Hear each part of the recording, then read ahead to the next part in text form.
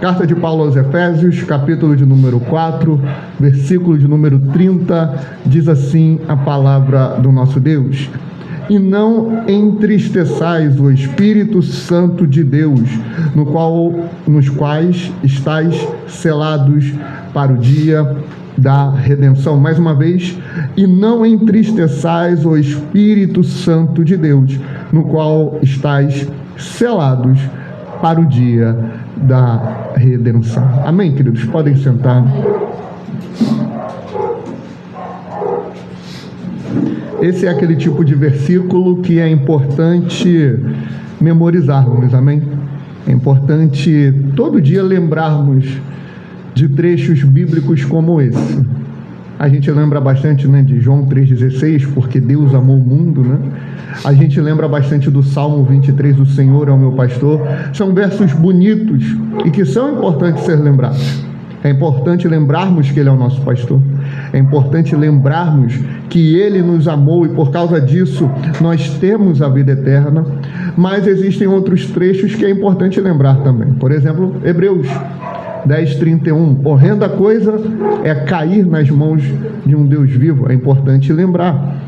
É importante de lembrar trechos como esse para nos devolver, relembrar, melhor dizendo, a responsabilidade que nós temos nesse mundo diante daquilo que Deus fez por nós.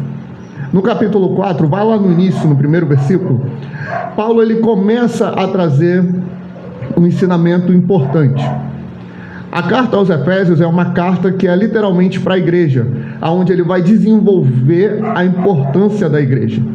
E isso é importante ser dito. Ele em nenhum momento ele vai falar da estrutura física aonde o povo se reúne. Muito pelo contrário, ele se preocupa muito mais com o indivíduo e com o coletivo do que aonde o indivíduo está. Como está a ornamentação, como está a decoração. A gente não pode se prender e se preocupar com isso. São questões que devem ter e que vão existir naturalmente. Só que o que é mais importante na tua família? Os teus filhos, teu marido, tua esposa, tua mãe, teu pai, ou a casa onde você mora? O que mais importa? O indivíduo ou o material? O indivíduo, a pessoa, a família com que você está vivendo. Ou seja, a gente tem que dar o devido valor para aquilo que importa. Por isso que Paulo ele vai falar no versículo 1, rogo-vos, pois eu, preso do Senhor, ele escreveu essa carta quando ele estava preso, que andeis como é digno da vocação que fostes chamados. Lá no capítulo 2, como ela leu, Paulo ele vai desenvolver como é a salvação e o porquê que nós precisamos ser salvos. A gente precisa ser salvo porque a gente estava morto. A gente estava morto porque a gente estava em pecado, a gente estava em delito. A nossa vida, a nossa natureza humana, o ser humano ele nasce em pecado. O ser humano ele nasce sendo mau. A filosofia, a psicologia, alguns dessas áreas vão falar que o homem nasce bom, o mundo é que o corrompe. A palavra de Deus ela vai falar o oposto. O mundo foi criado em perfeita harmonia, mas por causa do pecado de Adão a terra se tornou maldita. Então o mundo está um caos por culpa de quem? Do homem. O homem não está mal porque a terra o deixou assim. A terra está má, a terra está ruim, só tem atrocidade no mundo porque o homem pecou. O homem se afastou de Deus. O que é pecado? Pecado vem do grego hamartia, que significa errar o alvo. Existe um alvo, um objetivo na nossa vida que é buscar a Deus. A gente se perdeu no caminho, a gente desviou o foco e começou a buscar outras coisas. E buscando outras coisas nós estamos em pecado. A gente buscou o adultério, a fornicação, a mentira, a fofoca, a maledicência, a pornografia, um monte de pecado. O mundo foi entrando. Aí o mundo foi entrando na corrupção. Olha a política, olha a igreja como é que está. O mundo foi entrando no ódio. O mundo foi entrando na desavença e muitas outras coisas por aí. Por quê? Porque o ser humano trouxe o pecado. Só que Cristo nos resgatou, amém? Cristo te chamou das trevas para a luz. Você estava morto, o que ele fez? Ele te deu vida, ele te ressuscitou. É o que Paulo fala no capítulo 2 de Efésios. Aí ele vai lançar mão disso aqui. Olha só, eu estou pedindo para vocês. Eu sou um preso do Senhor. Eu podia estar pedindo um monte de outra coisa.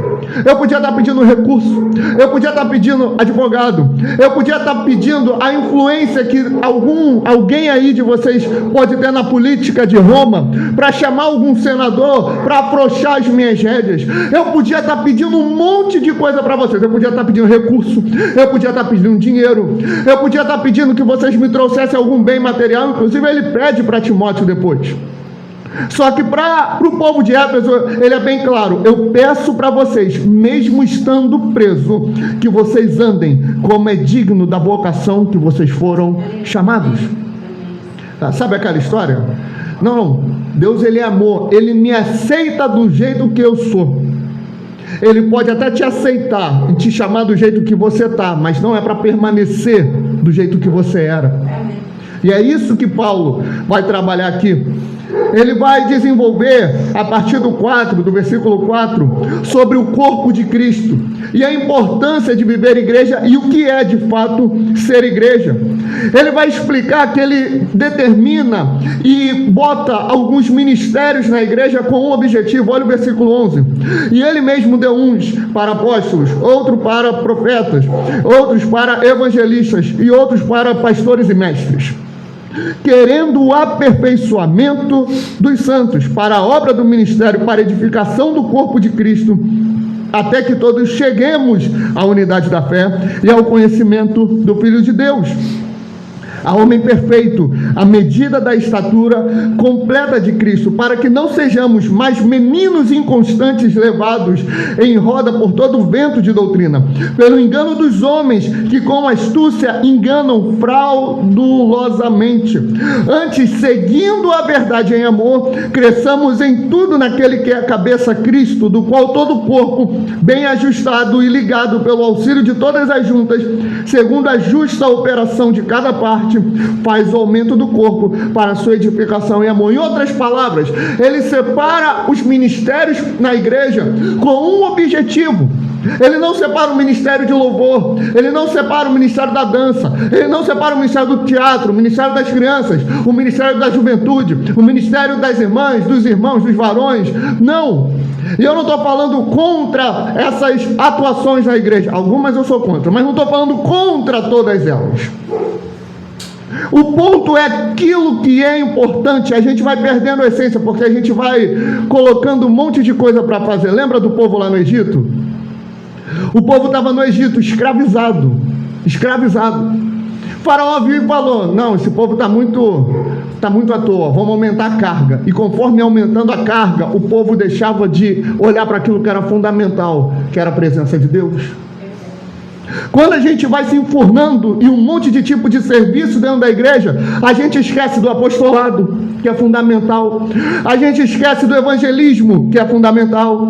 A gente esquece da profecia, que é fundamental. Provérbios fala: quando não tem profecia, o povo se corrompe. A profecia é a palavra de Deus, é a palavra de conserto, é a palavra chamando para a santificação, é a palavra onde Deus vai te dar uma direção. A gente esquece e deixa de lado, porque a gente está se voltando para outras áreas. A gente esquece do cuidado, do pastoreio, do discipulado, a gente esquece do ensino. Por quê? Porque a gente vai se envolvendo com outras coisas, aí a gente vai sendo menino inconstante, levado ao redor por todo o vento de doutrina. Quando você não tem um ensino, você não se aprofunda na palavra de Deus, qualquer voz que tu ouve, tu fala: nossa, olha só que novidade, nossa, olha só que coisa diferente. Olha, eu vi um judeu falando que Jesus, ele não é... Acho que é o violão. Abaixa os dois aí. Isso, foi. Jesus, ele não é muito bem o Messias. Vou ficar no calor. Deus me dê graça. Jesus, ele não é muito bem o Messias, não. Jesus, ele não é o Cristo. Deixa aí, não tem problema. Ele não é o Cristo. Ele não é o ungido de Deus. Esse daí não é aquele que vinha para salvar. Não é ele. é outro. Olha, não sei não. Aí vem um outro, Isabel, que vai começar a falar do sábado. Aí tu não está firme na igreja, tu não está buscando a Deus, tu não está aprendendo, tu não está lendo a Bíblia, tu não está envolvido com o ministério. Aí vem um falando que tu tem que guardar o sábado. Acabou para você então, que tem que trabalhar sábado, é o dia de mais movimento, acabou, já era. Aí vem o outro falando que tem que circuncidar. Para trás de mim, Satanás, não vem com essa não. Aí vem o outro trazendo um monte de novidade, por quê? Não está firme. Aí é inconstante nos seus caminhos, é levado por toda e qualquer doutrina. E não é assim que tem que ser, amém? A gente precisa estar inserido na igreja, por quê? Porque na igreja, com o povo de Deus, com o ministério, nós vamos amadurecendo. Com o ministério nós vamos crescendo. Com o ministério nós vamos sendo desenvolvidos para o reino de Deus. Que é para isso que nós fomos chamados. Lembra do versículo 1? Rogo-vos, peço a vocês, que vocês andem conforme a vocação que vocês foram chamados.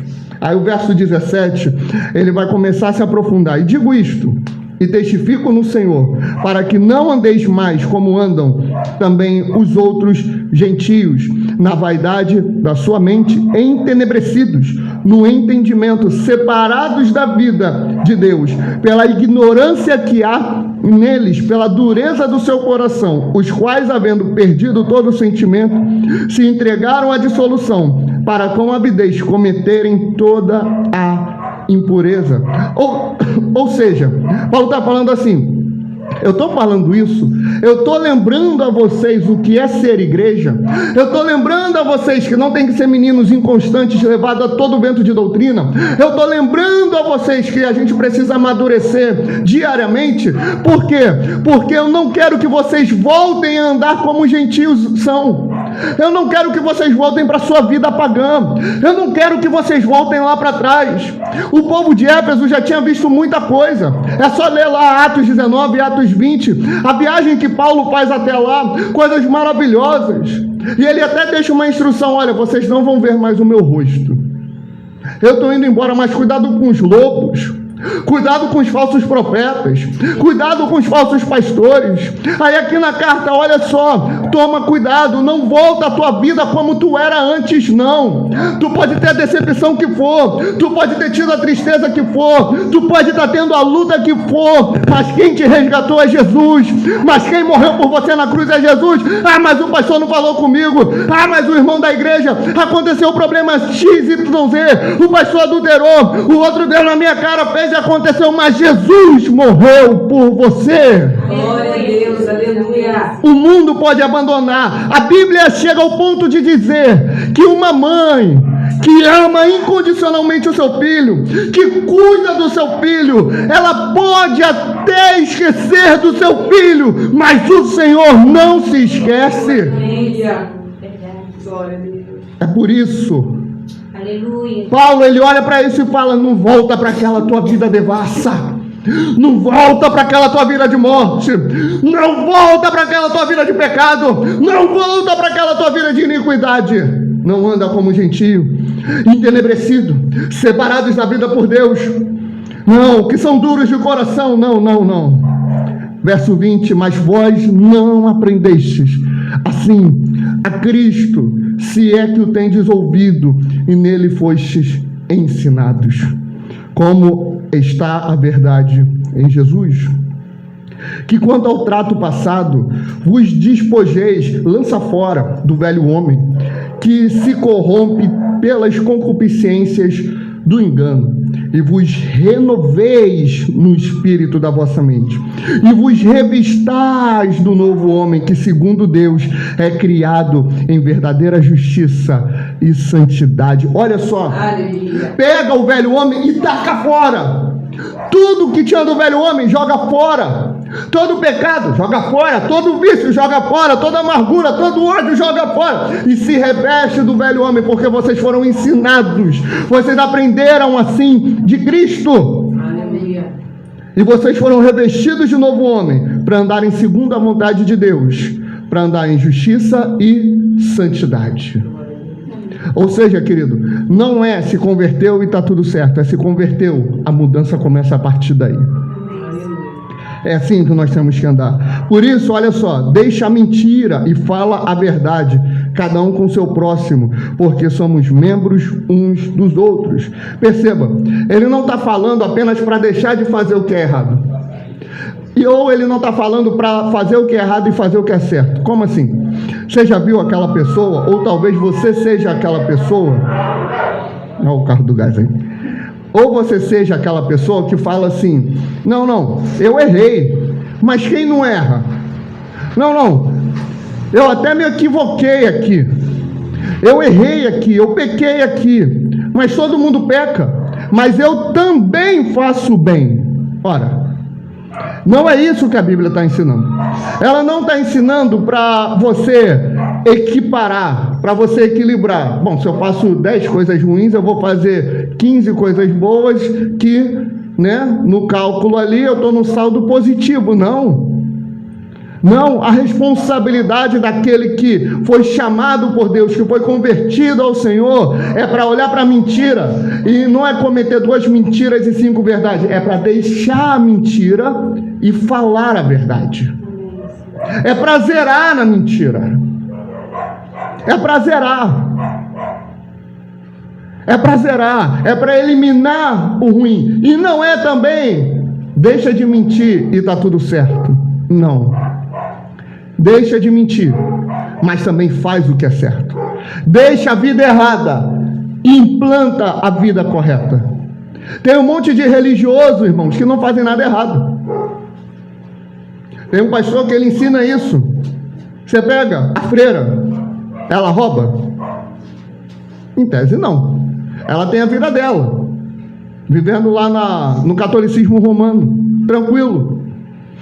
Só porque ela não faz coisas erradas, ela está salva? Não, ela está deixando de fazer o que é certo. E isso em várias religiões, em vários segmentos. Então despoja do velho homem, e não vive como morto, mas se reveste como um novo homem. Irai-vos, verso 26, e não pequeis, não se ponha o sol sobre a vossa ira, não deis lugar ao diabo. Aquele que furtava, não furte mais, antes trabalhe, fazendo com as mãos o que é bom, para que tenha o que repartir com o que tiver necessidade. Ou seja, tu roubava, agora tu faz o quê? Eu parei de roubar, então tá tranquilo? Não, agora trabalha, deixa de fazer o que é errado, mas não vira um preguiçoso cansado que não faz nada. Agora você trabalha, porque assim é a criação de Deus. Não saia, 29, da vossa boca nenhuma palavra torpe, mas só a que for boa para promover a edificação, para que dê graça aos que a ouvem. Aí entra o texto que nós lemos. E não entristeçais o Espírito Santo de Deus, no qual estáis selados para o dia da redenção. Ele vem falando, ele vem fazendo uma construção, porque às vezes a gente fica assim, eu queria alegrar a Deus, eu queria honrar a Deus. Aí o que a gente pensa? Pega a carteira, separa ali, vem e coloca a sua contribuição. Agradei a Deus. Não. Eu vou agradar a Deus, então eu vou na igreja. Também não, querido. Não é assim. O que Paulo está ensinando que vai agradar a Deus é quando tu olha para o corpo de Cristo e tu entende a importância dele, e tu entende que tu precisa amadurecer cada vez mais e crescer na fé, e tu passa a viver como igreja, e tu vai amadurecendo não só o teu intelecto, não só o teu entendimento, mas tu vai amadurecendo também o teu caráter, porque a missão principal do Espírito Santo não é te fazer rodar, não é fazer você falar língua estranha. A principal função do Espírito Santo não é trazer cura para você, não é trazer uma solução para o teu problema, mas é para pegar o teu caráter manchado, o teu caráter cheio de pecado e transformá-lo. A missão do Espírito Santo não é apenas trazer os dons do Espírito, mas é trazer também o fruto do Espírito para renovar o teu caráter. Aquela historinha, eu nasci assim, eu vou viver assim e eu vou morrer assim, não vai colar. Porque Jesus, ele transforma. Ah, mas eu tenho um vício. E Deus, ele entende que você está em pecado. Mas ele te deu a força, a capacidade para vencer isso. É por isso que ele fala: e não entristeçais o Espírito Santo de Deus, no qual estás selados para o dia da redenção. O que é esse selo? Em outro momento a gente vai trabalhar a questão do selo do Espírito. Mas basicamente é como se o selo, ele fosse a assinatura, ele representasse a identidade daqueles ali naquela época. É como se fosse um anel ou um cordão que eles tinham. Aí se eles vão comprar ou vender algo, eles assinam com o selo deles. Ou se eles vão ali passar a enviar uma carta, como é que eles vão assinar? Com o selo. O selo de Deus em nós, a assinatura de Deus em nós é o Espírito Santo. O selo é a garantia. Se você vai comprar uma casa, qual é a garantia que a casa vai ser sua? O selo, a assinatura, o documento.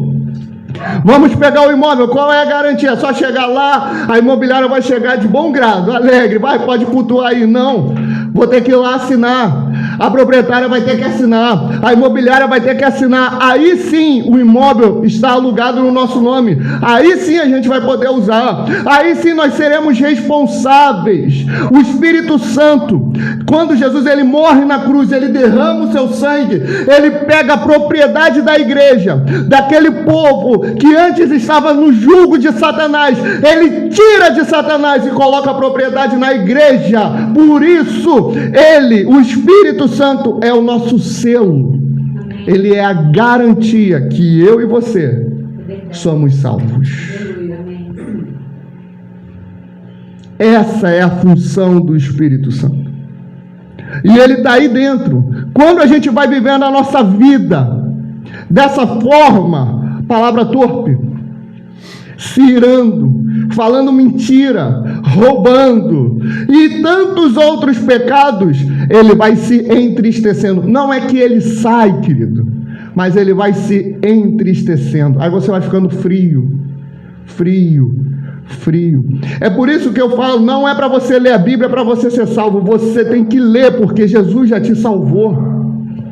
Não é o que você faz que vai influenciar na salvação de Cristo na tua vida, mas você precisa cultivar, porque senão você vai entrar num caminho de apostasia e vai negar a fé. Agora olha o que é interessante, o verso 31. Toda amargura, ira, cólera, gritaria e blasfêmia e toda malícia sejam tiradas dentre vós. Aqui, olha só os tipos de pecado que Paulo está falando. Quem falou de pecados de ordem sexual fui eu.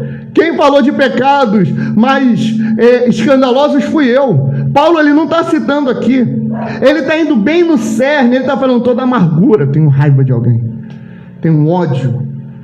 O famoso ranço, né? Tenho ranço. Não suporto fulano. Tira. Toda ira. Toda cólera. Toda gritaria.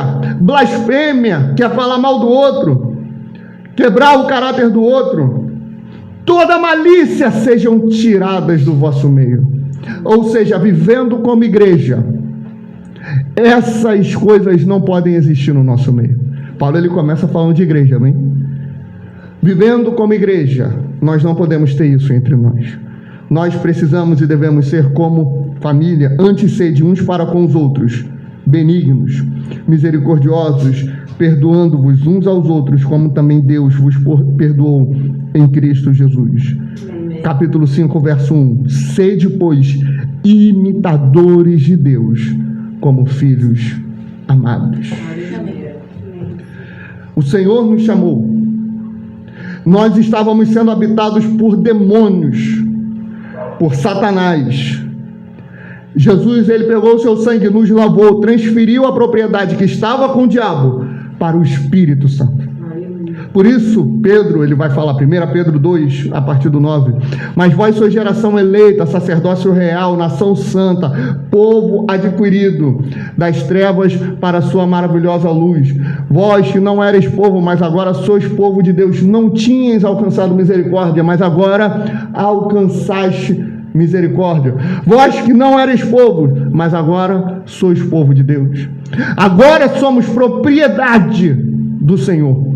Agora quem rege 100% da nossa vida é o Senhor, porque o Espírito Santo, Ele habita na nossa vida.